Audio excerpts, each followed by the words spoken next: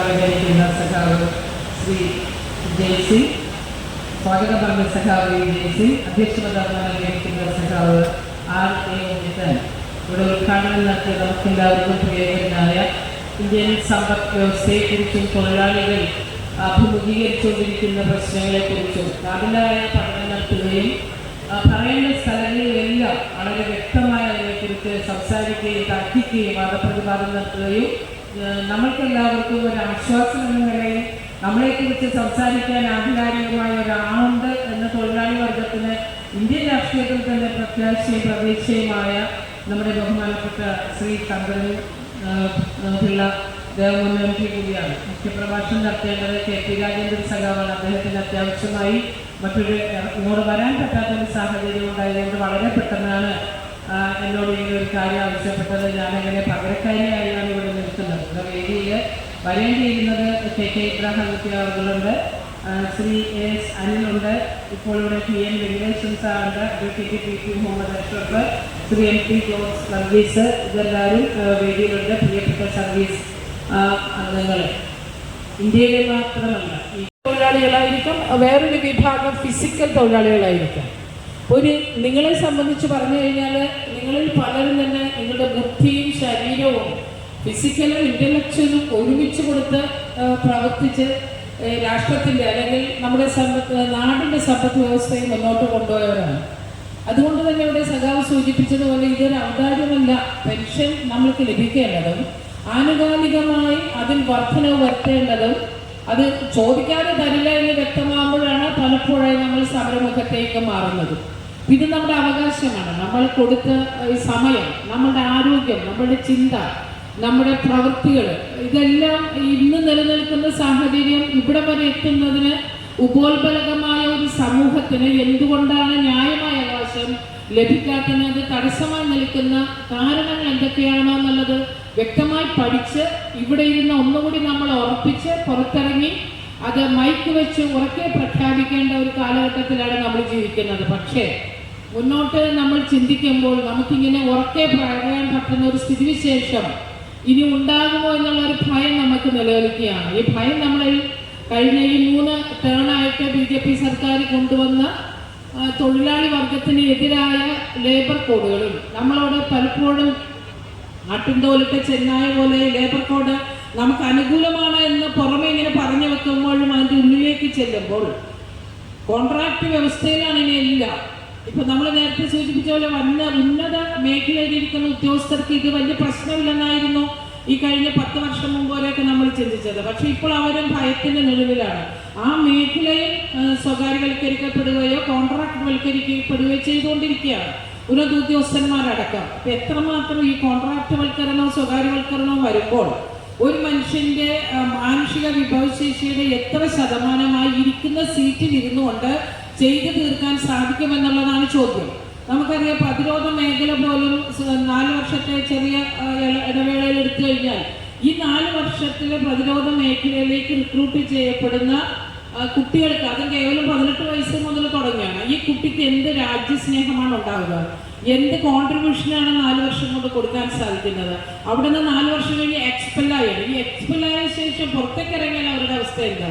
ഇത് ആർക്ക് വേണ്ടിയാണ് ഇത് ചെയ്യുന്നതെന്നുള്ള ഒരു സംശയം നമ്മുടെ ഇന്ത്യയിലെ 99% വരുന്ന ജനതയ്ക്കുമുണ്ട്. ബാക്കി 1% വരുന്ന ജനതയ്ക്ക് ഇതുപോലെ ഈ കഴിഞ്ഞ ബഡ്ജറ്റ് പോലും അവരിങ്ങനെ വാനോളം വാഴ്ത്തി പുകഴ്ത്തുന്നത് അവരുടെ സ്വത്ത് നികുതി കുറച്ചു കൊടുത്തു, അവരുടെ തൊഴിൽ നികുതി, അവരുടെ വായ്പകളെല്ലാം എഴുതി തള്ളി. അവർക്കപ്പോൾ ഇത് നല്ലൊരു ബജറ്റായിരിക്കും. തൊഴിലാളിയെ സംബന്ധിച്ച് പ്രത്യാശയ്ക്ക് പ്രത്യാശയ്ക്ക് അനുഗുണമായ ഒന്നുമേ അവിടെ ഉണ്ടായിരുന്നില്ല. കേന്ദ്രത്തിന്റെ തൊഴിൽ വകുപ്പ് മന്ത്രിയോട് അസംഘടിത തൊഴിലാളിക്ക്, അതിൽ പ്രത്യേകിച്ച് സ്ത്രീ തൊഴിലാളികൾക്ക് എന്താണ് മാറ്റിവെച്ചിട്ടുള്ളത്, ബജറ്റിൽ അവരെ കുറിച്ച് എന്താണ് സംസാരിച്ചിട്ടുള്ളത്, അവർക്ക് വേണ്ടി എന്താണ് പറയാനുള്ളത് ചോദിച്ചപ്പോൾ കേന്ദ്രമന്ത്രി വളരെ അപഹാസ്യതയോടെയാണ് നമ്മളോട് സംസാരിച്ചത്. ചോദിച്ചതാണ് സ്ത്രീകൾ എന്തിനാ ജോലിക്ക് പോകുന്നത്, അവർ വീട്ടിലിരുന്ന് കുട്ടികളെ പരിപാലിക്കട്ടെ എന്ന്.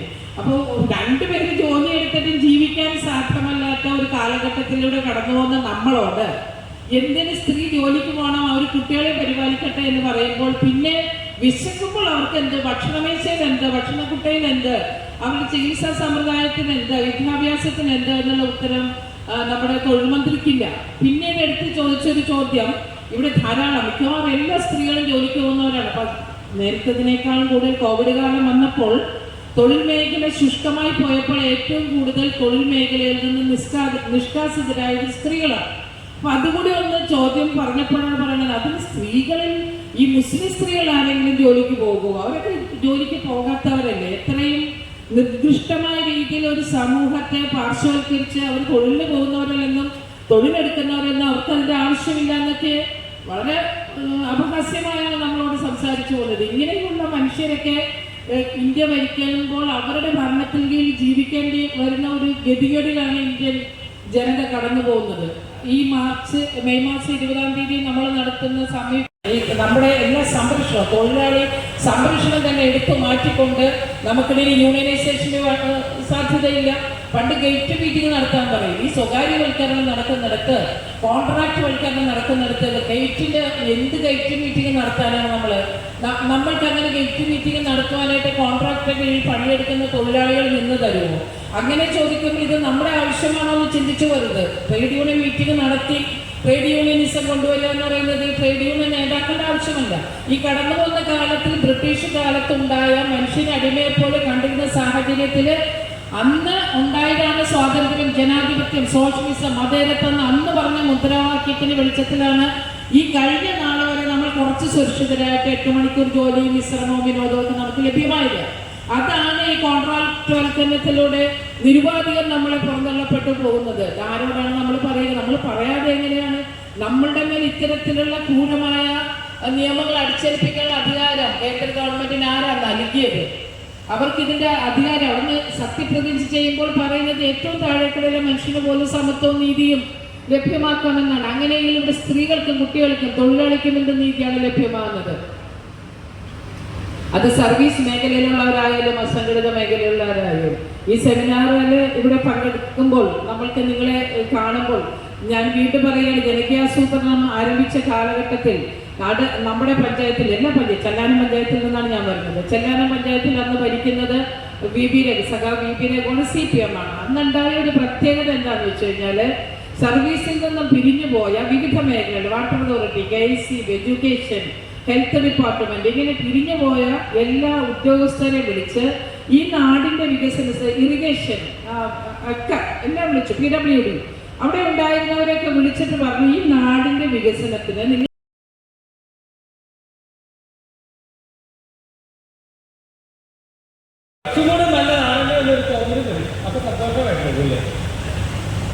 എന്തുകൊണ്ടാണ് പെൻഷൻ വർദ്ധിപ്പിക്കാത്തത്? ബേസിക് പെൻഷൻ കാശില്ലേണ്ട ബാങ്ക് ജീവനക്കാരുടെ പെൻഷൻ ഫണ്ടിൽ കോടാനുകോടി രൂപ കെട്ടിക്കെടുക്കുക, ലക്ഷക്കണക്കിന് കോടി രൂപ. അപ്പൊ ആർക്കാ നഷ്ടം? ഇത് കൊടുത്ത ഗവൺമെന്റിന് നഷ്ടമില്ല, ബാങ്കുകൾക്കില്ല. പിന്നെ എന്താ കൊടുക്കാത്ത? ഇതാണ് ചോദ്യം. എന്താ കൊടുക്കാത്ത എന്നുള്ള ചോദ്യത്തിനാണ് കൃത്യമായ ഉത്തരം. നിങ്ങളുടെ പെൻഷനും നിങ്ങളുടെ ശമ്പളവും വർദ്ധിപ്പിക്കാനല്ല ഞങ്ങൾ അധികാരത്തിലിരിക്കുന്നത് എന്ന് കേന്ദ്ര സർക്കാർ തീരുമാനിച്ചാലോ? നിങ്ങളുടെ എങ്ങനെ ശമ്പളം മേടിച്ചാലും പെൻഷൻ മേടിച്ചാലും ജീവിച്ചാലും ഞങ്ങൾക്ക് പ്രശ്നമില്ല എന്നവർ തീരുമാനിച്ചാൽ വർദ്ധിപ്പിക്കാൻ പറ്റില്ല. നിരന്തര പ്രക്ഷോഭം നടത്തിയാലും എന്താ അവർ അങ്ങനെ തീരുമാനിക്കുന്നത്? ബാങ്കിങ് മേഖലയിൽ 1-2 കാര്യം കൂടെ പറഞ്ഞ് അവസാനിപ്പിക്കുക. എന്താ അങ്ങനെ തീരുമാനിക്കുന്നത്? അവർക്ക് അവരുടെ യജമാനന്മാരെ തൃപ്തിപ്പെടുത്തണം. യജമാനന്മാരാണ് യജമാനന്മാരെ ചിലപ്പോ അറിയിവിടും. വേറെ രൂപമുണ്ട്. ഒരു വരി മാത്രം, ഒരു കണക്കാണ് ഈ സഹോദരി എഴുതുന്നുണ്ട്. അതുകൊണ്ടാണ് കഴിഞ്ഞ 10 കൊല്ലക്കാലം കൊണ്ട് ബാങ്കിങ് മേഖലയിലെ ബാങ്കുകൾ, പൊതുമേഖലാ ബാങ്കുകൾ, ഇനി 12 ഉള്ളൂട്ടാണ്, 27 എണ്ണം ഉണ്ടായിരുന്നു. 8 കൊല്ലക്കാലം കൊണ്ട് 7 കൊല്ലക്കാലം കൊണ്ട് കഴിഞ്ഞപ്പോൾ അത് 15 എണ്ണത്തിന് അടച്ചുപൂട്ടി. അവരുടെ പേര് മെർജ് ചെയ്തു. മെർജ് ചെയ്യാന്ന് വെച്ച് കൂട്ടി യോജിപ്പിക്കാന്ന. കൂട്ടി യോജിപ്പിക്കുമ്പോൾ പല ബാങ്കുകളും ഇല്ലാതെയായി, പല ശാഖകളും ഇല്ലാതെയായി. എന്തിനാണ് ഇങ്ങനെ കൂട്ടി യോജിപ്പിച്ചത്? അതിലേക്ക് വരാം. 12 പൊതുമേഖലാ ബാങ്കുകളിൽ കൂടി 10 കൊല്ലക്കാലം കൊണ്ട്, 10 കൊല്ലത്തിന് ഒരു പ്രാധാന്യമുണ്ട്. 2014 മുതൽ 2024 വരെ ഇന്ത്യയിലെ പൊതുമേഖലാ ബാങ്കുകൾ എഴുതിത്തള്ളിയ പണം, എഴുതിത്തള്ളുക എന്ന് വെച്ചാൽ വായ്പ എടുത്തിട്ട് തിരിച്ചടയ്ക്കാതെ, ബോധപൂർവം തിരിച്ചടയ്ക്കാതെ വന്ന പണം എഴുതിത്തള്ളിയത് 16. അനിയന്റെ ഈ സ്വത്ത് ഇതിനെ കണ്ടുകിട്ടാൻ പറ്റാത്തത് കൊണ്ട് അനിയനെ രക്ഷപ്പെടുത്താൻ വേണ്ടി ചേട്ടൻ തന്നെ രംഗത്ത് വന്നു. അയാളുടെ പേരെന്താ? മുകേഷ് അംബാനി. മുകേഷ് അംബാനി പറഞ്ഞു, ഞാൻ ഏറ്റെടുത്തോളാം, അനിയൻ വിഷമിക്കില്ല. 47,251 കോടി കിട്ടാക്കര എന്ന് ഓമനപ്പേരിൽ വരുത്തിയ ഈ ബോധപൂർവമുള്ള കൊള്ള 456 കോടി രൂപയ്ക്കാണ് വെച്ചത്. നഷ്ടം 47,000 കോടി രൂപ. ഒറ്റയിടപാട് ഒറ്റയിടപാട് മാത്രമുള്ളൂ അല്ല, 23.75 ലക്ഷം കോടി എന്നുവെച്ചാൽ 23.25 ലക്ഷം കോടി രൂപ ഇങ്ങനെ ഈ തീർപ്പാക്കാൻ കമ്പനി ലോ ബോർഡിൽ വന്നിരിക്കുക. ഹെയർ കട്ട് എന്നാണ് അതിന്റെ പേര്. എന്താണോ കിട്ടാത്തത് കട്ട് ചെയ്ത് പോയി. എഴുതിത്തള്ളൽ പോലെ അല്ലാതെ ഈ മുടി പിന്നെ തിരിച്ചു പിടിപ്പിക്കാൻ പറ്റില്ല. അങ്ങനെ ഏകദേശം 65-70% ഹെയർ കട്ടാണ് ഇന്ത്യയിൽ നടക്കുന്നത് മുതലാളിമാർക്ക് വേണ്ടി. ഒരു പാവപ്പെട്ടവരായതുകൊണ്ട് അവർക്ക് ഹെയർ കട്ട് കൊടുക്കണമല്ലോ. ഇതാണ് രാജ്യത്തിന്റെ സ്ഥിതി. അതാണ് ഞാൻ പറഞ്ഞത്, നിങ്ങളുടെ പെൻഷനും ശമ്പളവും വർദ്ധിപ്പിക്കാനല്ല ഞങ്ങൾ ഇരിക്കുന്നത്, മറിച്ച് ഞങ്ങളുടെ യജമാനന്മാരെ തൃപ്തിപ്പെടുത്താൻ. അപ്പൊ നിങ്ങൾ ചോദിക്കും, ഇങ്ങനെ എഴുതി തള്ളിയ ബാങ്കുകൾ അടച്ചു കൂട്ടിട്ട് വരില്ലേ? ചോദ്യം വരില്ല. ഈ സാമ്പത്തിക വർഷം 3 ടേം കഴിഞ്ഞപ്പോ 9 മാസം കഴിഞ്ഞപ്പോ കഴിഞ്ഞ വർഷത്തേക്കാളും 31% ലാഭം കൂടിയിരിക്കുന്നു. 31%.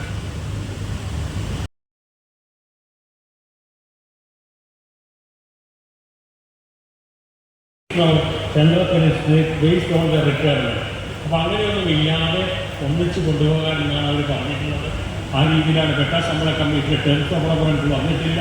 ടേംസ് ഓഫ് റെഫറൻസ് വന്നു കഴിഞ്ഞാൽ ഇതിൽ പെൻഷനുകാർ വരുമോ എന്നറിയില്ല. ഇനി വന്നാൽ തന്നെ ഓരോ വർഷങ്ങളും റിട്ടേൺസ് ആളുകളെ പ്രത്യേകമായി തരംതിരിക്കുമോ എന്നും അറിയാൻ കഴിയാത്തൊരു സ്ഥിതി. സംഘടനകളുടെയും തുടർച്ചയായ ചെറുത്തിൽപ്പിൻ്റെയൊക്കെ ഭാഗമായിട്ടാണ് ഏറ്റവും അവസാനം 1982 നഗാര കേസ് കഴിഞ്ഞപ്പോഴാണ് ഇത് ഏതാണ്ട് ഒരു യൂണിഫോമൊക്കെ ആയിട്ട് വന്നത്. അപ്പോൾ അതിൽ മാറ്റം വരുത്തിക്കൊണ്ട് 2004 മുതൽ വന്നിട്ടുള്ള മാറ്റങ്ങൾ അതൊക്കെ നമ്മൾ ഒരുപാട് സമ്മേളനങ്ങളിൽ വിശദീകരിച്ചിട്ടുള്ള അതിലേക്ക് ഞാൻ പോകുന്നത്. അതിനെതിരായിട്ടുള്ള പോരാട്ടത്തിൻ്റെ ഒരു ഘട്ടത്തിലാണ് 2013 PF നിയമം പാസ്സാക്കിയത്. അപ്പോൾ നമ്മൾ ഈ ചില ഗവൺമെൻറ് ചില കാര്യങ്ങൾ പാസ്സാക്കി വയ്ക്കുമ്പോൾ ഇത് നിരുപദ്രവകമാണ് തോന്നിയാലും പിന്നീട് ഗവൺമെൻറ് അതെടുത്ത് ഉപയോഗിക്കാൻ കഴിയും. ഇപ്പോൾ 2004 പുതിയ പെൻഷൻ പരിഷ്കരണം വരുന്നതിന് മുമ്പായിട്ട് കർണാടകത്തിലെ ചീഫ് സെക്രട്ടറി ആയിരുന്ന ഭട്ടാചാര്യയെ അധ്യക്ഷനാക്കിക്കൊണ്ടാണ് ഒരു കമ്മിറ്റിയെ വെച്ചത്. ആ കമ്മിറ്റിയാണ് 1/1/2004 ശേഷം വരുന്ന കേന്ദ്ര ഗവൺമെന്റ്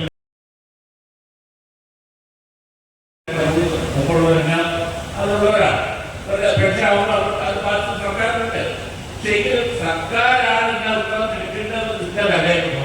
പക്ഷേ ഇവിടുത്തെ തീരുമാനിക്കുമ്പോൾ തടസ്സമായി സർക്കാരിന്റെ ഉദ്യോഗസ്ഥന്മാരുണ്ട്. അവരുടെ ഉദ്യോഗസ്ഥന്മാർ നിലപാടിനെതിരെ സമരം ചെയ്യേണ്ടി വരും, ഇടപെടേണ്ടി വരും.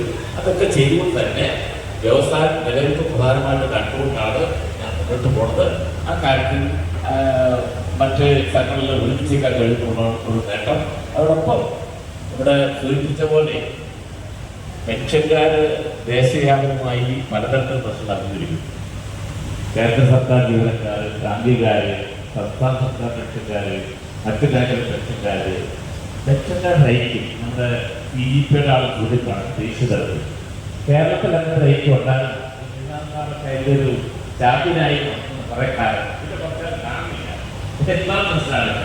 അതുകൊണ്ട് ആ സംസ്ഥാനത്ത് ആർക്കും പെൻഷൻകാർ റേറ്റ് കൂട്ടി ഉറപ്പിക്കാൻ നേതൃത്വം സർക്കാർ ശേഷം സംഘടന കേന്ദ്രമാണ് ധാരാളം മാത്രം നോക്കാം.